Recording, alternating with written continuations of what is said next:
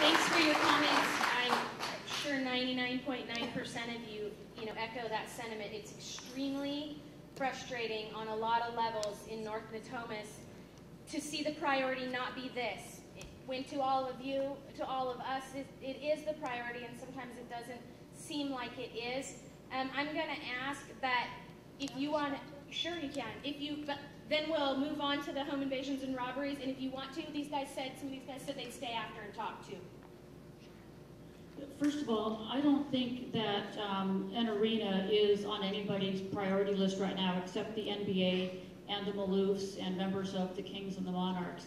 The city of Sacramento is not involved directly in the discussions currently going on about a potential arena at Cal Expo. That's the state of California and the NBA.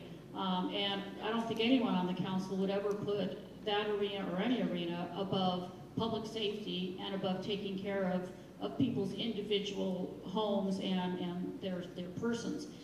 In terms of what we might do about it, there is an issue which may be on the ballot in November that you all need to know about, and that is an initiative which would raise the sales tax by 1/4 cent, and the funds would go towards youth programs, gang prevention, intervention, education, a lot of those kinds of things. There'll be more information out about it. It would be a county-wide sales tax, and I am supporting it.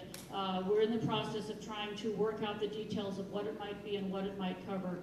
But that is something which gives us some hope. It would mean about $8 to $9 million a year to the city of Sacramento, new revenue that we don't currently have, to help Lynn and his staff, and part of the money would go towards nonprofits as well, so that community-based groups that are working with youth, trying to keep them engaged in something meaningful and important and not violent, is something that we're looking at. So there is something out there that we are looking towards as well.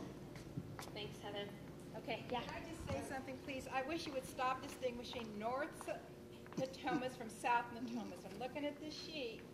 They happen all over, and when you distinguish them, I have a problem with that. We can do with the police substation if the city would stop taking our money, and have one in South Natomas as well. So please do not distinguish North and South.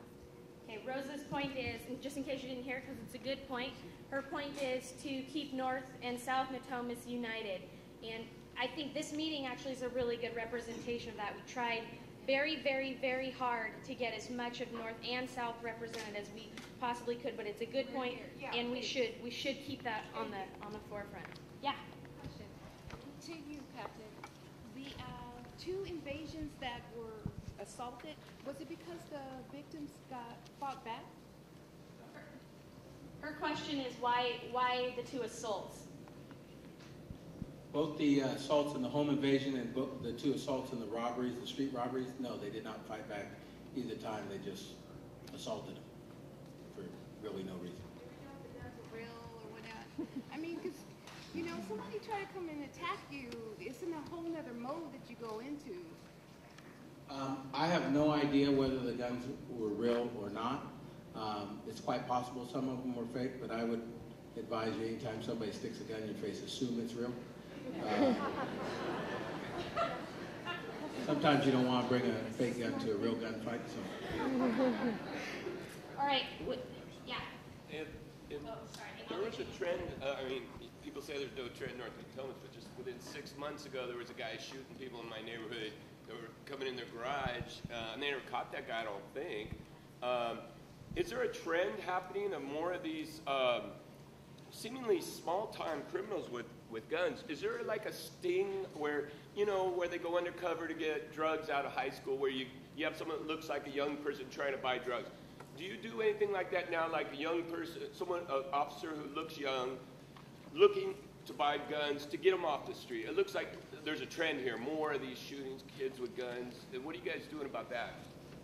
Yeah, we have, we're on we have ATF agents that work with us on buying guns. We have undercover narc officers. We have undercover gang officers. Can't remember any time recently where we've actually put one in a high school, but we do buy drugs all the time undercover from young people, old people. Yes, we do both. Have you noticed more guns lately? I don't know if there's more guns lately. I can tell you this: it's far too easy to get a gun. Because there was a rash of car robberies in my neighborhood in South Natomas, and when they cracked this teenage ring, I thought the neighborhood was going bad, but they stopped after this gang was cracked. So I'm wondering if there's a gang that's bringing in guns in this area. I wouldn't say there's any one person bringing guns into any area. They're too prevalent from too many people to get. But I will say this, that makes complete sense. Let me ask a question. Lynn, are you willing to stay a little bit after? So did you see Lynn Corbett over here? Lynn, can you stand up one more time? And Lynn's going to stay after, and I think that's a really good question for you to talk to him about, especially since I know you work in schools. Thank you. Yeah, way back in the back against the wall. What is my rights as a homeowner if I hurt one of these guys?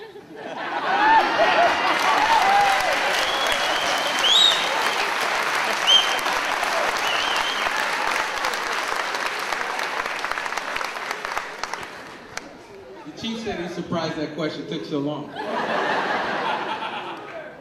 I had to bring it off of them. Your rights are to be able to be safe in your home. If you feel your life is threatened, or your kids' lives are threatened, or somebody else's life is threatened, you have every right to protect yourself. Now, I will tell you, I wouldn't advocate for just shooting people at random. You will have to prove that you felt your life was in danger. So, in other words, here's a typical story. Somebody breaks into your house, they see you, they jump back out the window, they're running away from you down the street, and you go, that's probably not a good thing.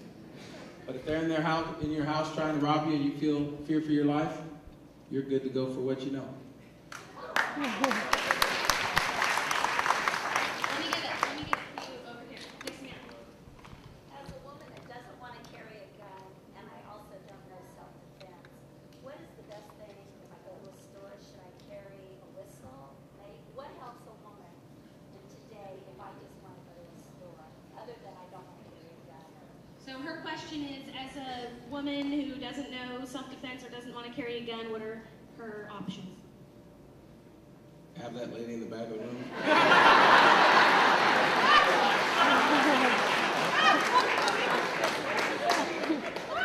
You give her a room rent free, she'll stay there one night a week. I'll just tell you the basic thing criminals don't like. They don't like light, they don't like noise, they don't like people to see them. So anything you can do to do that, they sell tasers and mace and all those sort of things. I will tell you, even our mace and tasers don't always work. So, everybody has to figure out what they feel comfortable with. It's like somebody advising us, if somebody tries to get us in the car, what do you suggest we do?